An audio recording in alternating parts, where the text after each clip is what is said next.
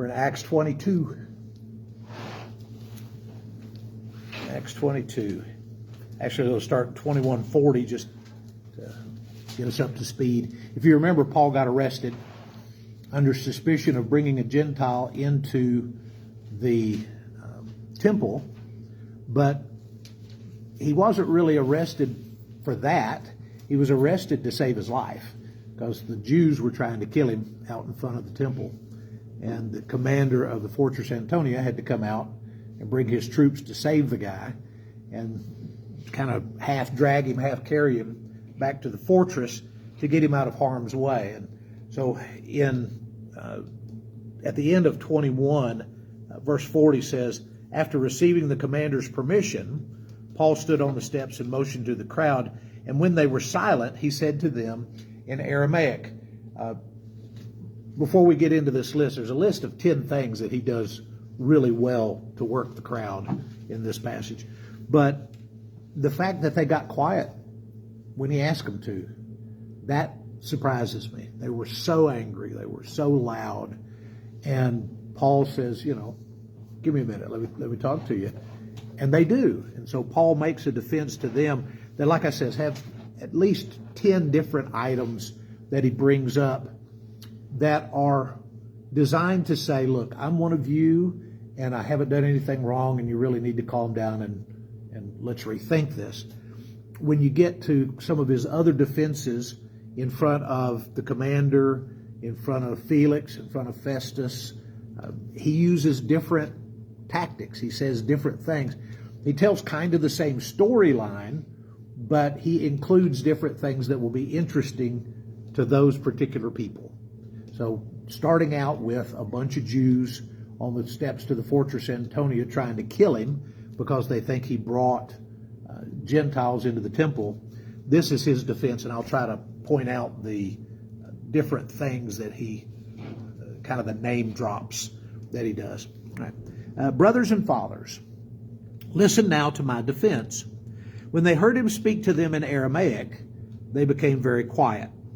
Then Paul said, I am a Jew born in Tarsus of Cilicia, but brought up in this city. I studied under Gamaliel and was thoroughly trained in the law of our ancestors. I was just as zealous for God as any of you are today.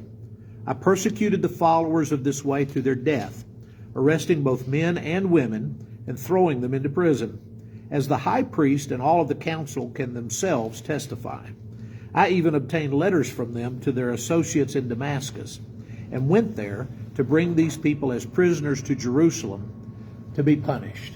All right, so that's the first 7 of them, just all kind of crammed into one long paragraph. First of all, he addresses them in Aramaic. So the commander had been under the impression that Paul was an Egyptian terrorist. That was his first go-to of who Paul might have been.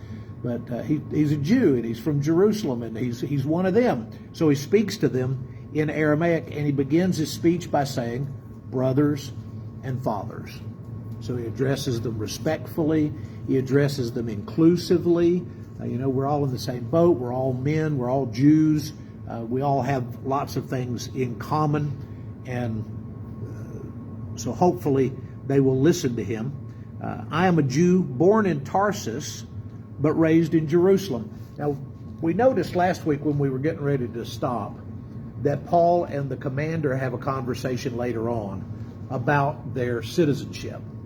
And the commander bought his citizenship, but Paul was a citizen of Rome because he was born in Tarsus. But none of that matters to this group of Jews. He says, I was born in Tarsus of Cilicia, but I was raised in Jerusalem. Right? So kind of like when people ask me, where are you from? Well, I was born in Tennessee, but when I was 9, we moved to Texas, and I've been a Texan ever since. My girls tell me I'm not, because Becky was born in Childress, Elena was born in Childress, Beth was born in Mesquite. So the only other one like me is Bootsy. Bootsy was born in Oklahoma. But we got here as quick as we could. That's the two kinds of Texans, the ones that were born here and the ones that got here as quick as they could.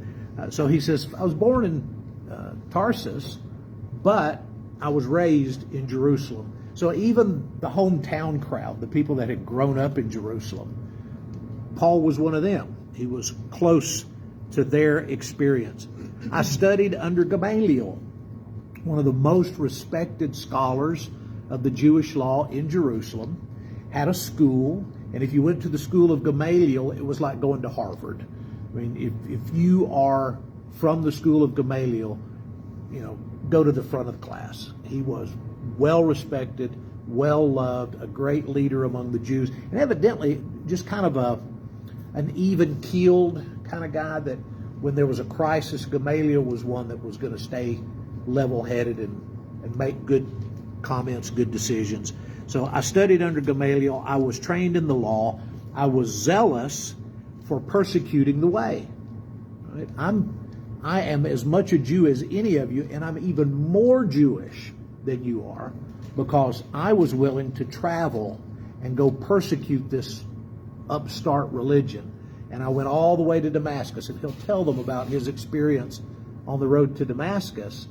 But he's saying, yeah, you guys are so happy to try to kill me for breaking what you think is your law. I know more about your law than you do.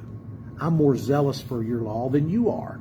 I went and persecuted the church. So he is more zealous than they are. And then finally he says, the high priest and the council can tell you. Now, I would think they were probably hostile witnesses. They didn't want to testify on Paul's behalf. But he had a letter from the high priest that was sanctioned by the council when he went to Damascus to go arrest people to bring them back. So he wasn't just kind of connected, right? He went to the school of Gamaliel and was connected to people on the council and knew the high priest. So whoever you think I am or whatever you think I've done, here's some reasons why you need to back up and rethink what you're doing. All right, so that's just the first 5 verses. Verse 6. About noon, as I came near Damascus, suddenly a bright light from heaven flashed around me. I fell to the ground and heard a voice say to me, Saul, Saul, why do you persecute me? Who are you, Lord? I asked. I am Jesus of Nazareth, whom you are persecuting, he replied. My companions saw the light, but they did not understand the voice of the one who was speaking to me. If you remember a couple of months ago, 3 months, 4 months ago, we were in chapter 9, and we had Luke's account of Paul's conversion. And I brought in a sheet that had 3 different conversion reports. Luke's from chapter 9, this one in chapter 22, and another one where he speaks to, I want to say it's either Felix or Festus, one of the trials, that he retells his conversion experience. And all 3 of those have different emphases, right? Who's he talking to? What does he need for this group to know? And how can he use it to better his circumstances or his ability to share the gospel? So when he talks to this group, he says, I'm on my way to do persecuting, and this Jesus that I now serve, right? You know me as a Christian, you know me as a follower of the way, but I was going there to persecute the way, and then Jesus shows up, right? So some of the details are a little different in each account, but all of the accounts are geared, to the audience. What is it that I can tell you that you need to know about the situation? So what shall I do, Lord? I asked. Get up, the Lord said, and go into Damascus. There you will be told what you have been assigned to do. My companions led me by the hand into Damascus because the brilliance of the light had blinded me. A man named Ananias came to see me. He was a devout observer of the law and highly respected by all the Jews living there. He stood beside me and said, Brother Saul, receive your sight. And at that very moment, I was able to see him. So here's number 8. Right? When I was in Damascus, Jesus sent me to a Jew who was a highly respected Jew. Right? He didn't send me to just some random member of the church. He sent me to Ananias, who is a very well-respected Jew in that community. And when he came to me, then he gave me instructions and told me what he needed me to do. And at the very moment, I was able to see him. So he heals me. So not only is he a good Jew, he has healing power. So we need to like Ananias, and we need to like Paul, because Paul was aided by Ananias. So there's 8 things so far that Paul would say, why are you persecuting me? Why are you hurting me? I'm one of you. And even the people that are on my side, like Ananias, are good, outstanding Jews wherever it is that they live. So all these things are designed to get them back on his side, which, by the way, isn't going to happen. Verse 14. So then he said, the God of our ancestors has chosen you to know his will and see the righteous one and hear words from his mouth. You will be his witness to all people of what you have seen and heard. And now, what are you waiting for? Get up, be baptized, and wash your sins away, calling on his name. I like the fact that the account that includes this is Paul's account. Luke does not tell us this phrase, arise and be baptized and wash away your sins, right? It says that he laid hands on him and the scales fell off of his eyes and then he was baptized. Right? But here, you've got arise and be baptized and wash away your sins, calling on his name. When I returned to Jerusalem and was praying at the temple, I fell into a trance. And I saw the Lord speaking to me.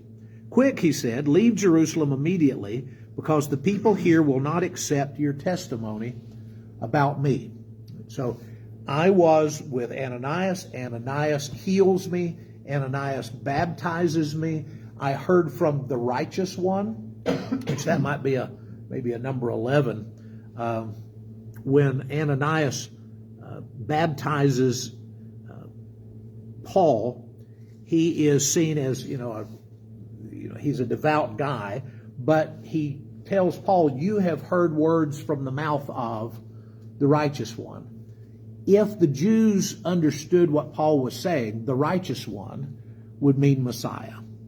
Right? So Paul is now claiming that he's met Messiah and that he's been baptized as a result of his association with Messiah and with this ambassador, Ananias, who taught him.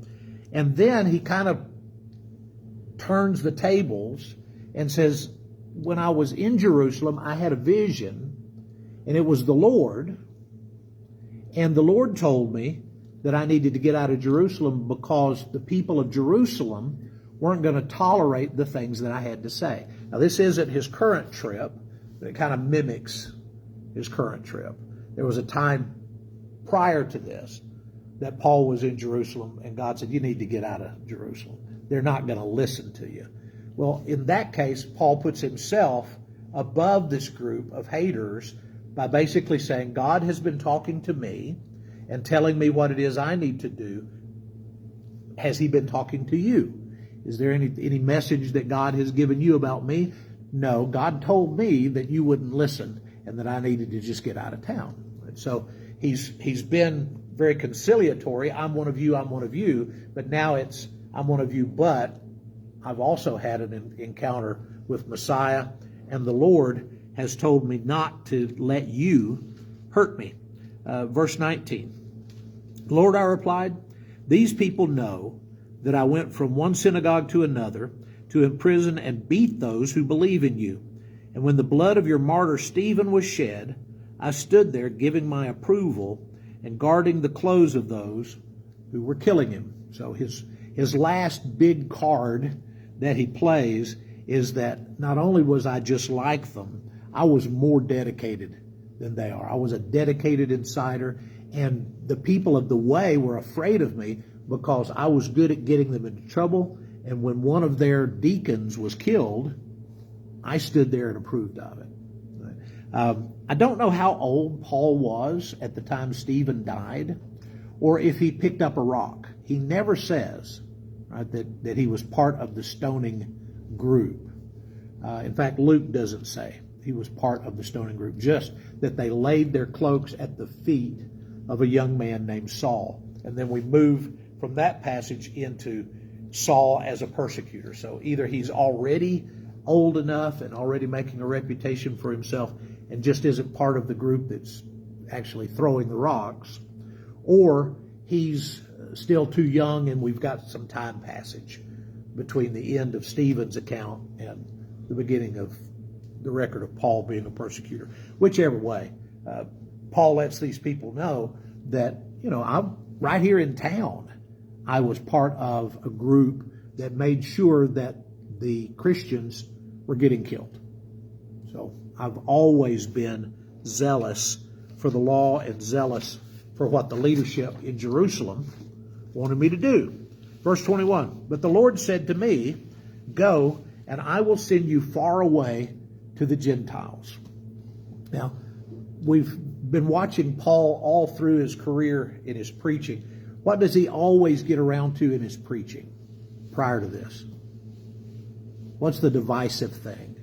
He preaches and preaches, and then he'll get to God raised him from the dead. Right? It's always resurrection. And that splits people. So the people that are listening hear him talk about resurrection, and some of them will believe, and some of them will make fun of him or chase him out of town or whatever.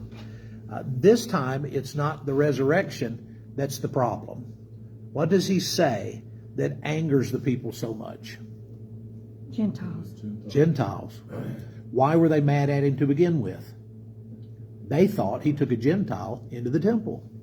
They had been told, even the church members, the leadership of the church, had been told that Paul was anti-law, anti-Moses, anti-circumcision, that he was teaching the Jews in these outlying areas to give up on their ancestry, to give up on their heritage. And that's why he was in the temple to begin with. The church leadership wanted him to prove that he wasn't anti-law. So he goes to the temple to prove he's not anti-law, and the people in the temple think he's anti-law, so they beat him up and almost kill him. So when he gets to the end of his sermon, those 10 things that he's all piled up here, look how much I'm like you, look how much I'm more zealous than you, look how I persecuted the church, and then he gets down to that one phrase, God said, I'm going to send you to the Gentiles. And it all breaks free again, right? They're through listening to Paul. The crowd listened to Paul until he said this. Then they raised their voices and shouted, rid the earth of him. He's not fit to live. So he says pretty much everything right until he gets to the end of his sermon. If he had left off, God sent me to the Gentiles, he had them listening at least to what he had to say. But that ended it rather rapidly when he got to that point. So he loses this round, even though it's a very masterful few minutes of sermon that he gives to this group. His defense is beautiful and honest and real, and he's not making anything up. He was all of those things.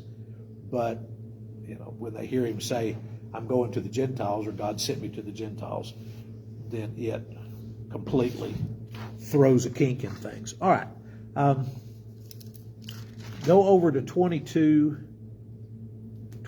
This is where we were last week. And just notice how things change. Okay. Well, let's start 23. As they were shouting and throwing off their cloaks and flinging dust into the air, the commander ordered that Paul be taken into the barracks. He directed that he be flogged and interrogated in order to find out why the people were shouting at him like this. As they stretched him out to flog him, Paul said to the centurion, is it legal for you to flog a Roman citizen who hasn't even been found guilty? When the centurion heard this, he went to the commander and reported it. What are you going to do? He asked. This man's a Roman citizen. The commander went to Paul and said, tell me, are you a Roman citizen? Yes, I am, he answered. Then the commander said, I had to pay a lot of money for my citizenship. But I was born a citizen, Paul replied. Those who were about to interrogate him withdrew immediately. The commander himself was alarmed when he realized that he had put Paul, a Roman citizen, in chains. The commander wanted to find out exactly why Paul was being accused by the Jews, so the next day he released him and ordered the chief priests and all the members of the Sanhedrin to assemble. Then he brought Paul and had him stand before this assembled group. So he's treating him now like a Roman. He's already told the commander that he's from Tarsus, but to the commander it's a different thing, right? It's not I was born in Tarsus but got to Jerusalem as quick as I could. It was I'm born in Tarsus, therefore I'm a Roman citizen, therefore you have to treat me a particular way. So he's no longer necessarily an arrested criminal or someone under suspicion. He is a protected Roman citizen that now needs to have a hearing so that the Jews can tell the Romans why it is that they were trying to kill him in the temple to begin with. So that's where we end up at the end of 22. Any questions, thoughts about any of that? No. Okie dokie. Tell you guys bye.